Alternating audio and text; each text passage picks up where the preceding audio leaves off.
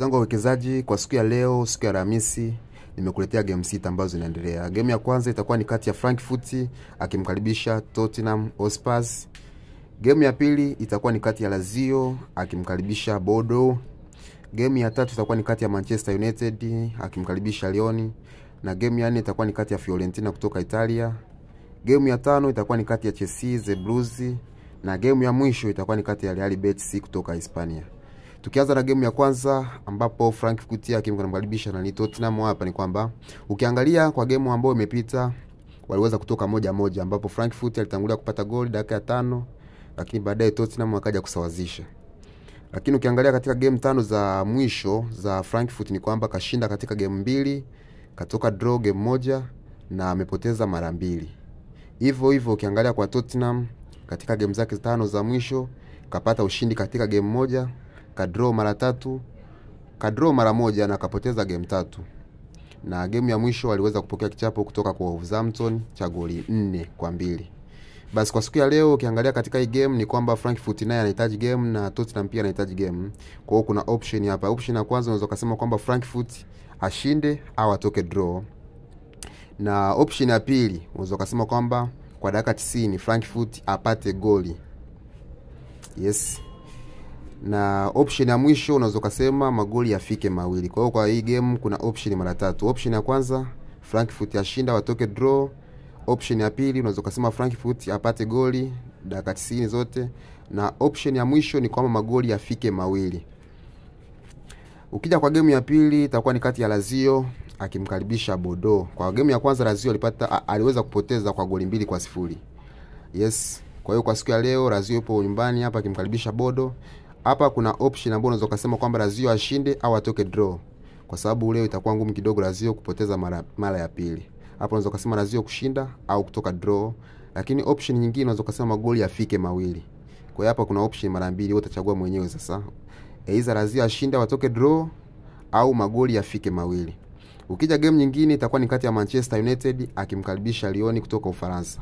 Manchester United katika game zake 5 za mwisho ni kwamba ameshinda mara 1, katoka draw mara 2 na pia amepoteza mara 2. Na game ya mwisho ya Manchester United aliweza kupokea kichapo kizito kutoka kwa Newcastle. Na ukija kwa Lyon hapa ya Ufaransa ni kwamba katika game zake 5 za mwisho huyu hapa kashinda mara 3, katoka draw mara 1 naye pia kapoteza mara 1.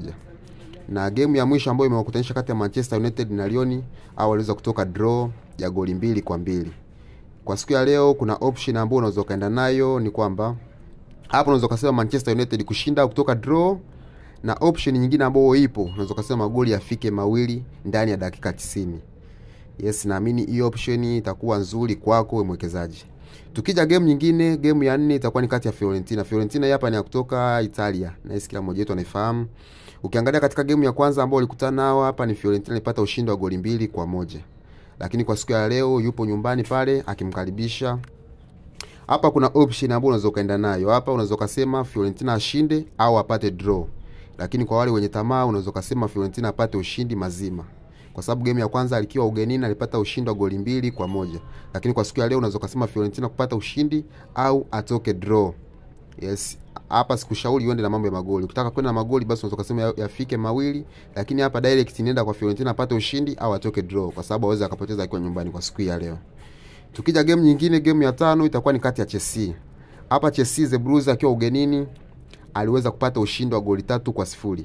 Haya magoli matatu yalipatikana kipindi cha pili kwa sababu kipindi cha kwanza jamaa walikaza, lakini baadaye Chelsea The Blues kipindi cha pili akaweza kumtundika magoli 3-0. Na ukijaribu kuangalia game 5 za mwisho za Chelsea ni kwamba Chelsea kapata ushindi katika game 2, kadraw mara 2, kapoteza mara 1. Yes, na game ya mwisho ndo kapata draw ya 2-2 na zidi ya Ipswich. Lakini ukiangalia kwa hao wanaocheza nao Legi hapo ni kwamba hawa jamaa wameshinda mara 2, wametoka draw mara 1 na wao wamepoteza mara 2. Yes, kwa hiyo kwa siku ya leo kuna option ambayo unaweza kaenda nayo. Unaweza kusema kwamba magoli yafike mawili katika game hii mpaka dakika 90 au Chelsea kushinda. Yes, hiyo hapo ndio option ambayo ipo. Magoli yafike mawili au Chelsea kupata ushindi. Game ya mwisho itakuwa ni kati ya Real Betis kutoka Hispania. Ikumbukwe Real Betis kipindi akiwa nyumbani alipata ushindi wa goli 2-0. Lakini kwa siku ya leo Real Betis atakuwa ugenini.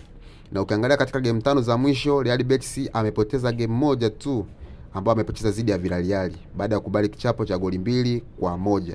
Licha ya Real Betis kutangulia, lakini baadaye alikuja kufanywa comeback na kupoteza game 2-1. Lakini kwa siku ya leo yupo ugenini. Hapa kuna option mara mbili. Option ya kwanza unaweza kusema Real Betis katika dakika 90 apate walau goli 1. Yaani Real Betis over 0.5, na option ya pili hapo unaweza kusema Real Betis kushinda au kutoka draw. Yes, naamini hizo game zangu 6 kwa siku ya leo zinaweza zikatiki, ingawa sio uhakika 100%, lakini na imani zitatiki. Asanteni sana, tuendelee kuwa pamoja. Kama hujasubscribe channel yangu ya YouTube, usahau kusubscribe kwa ajili ya kupata odds nyingine na nzuri. Asanteni sana, tuendelee kuwa pamoja.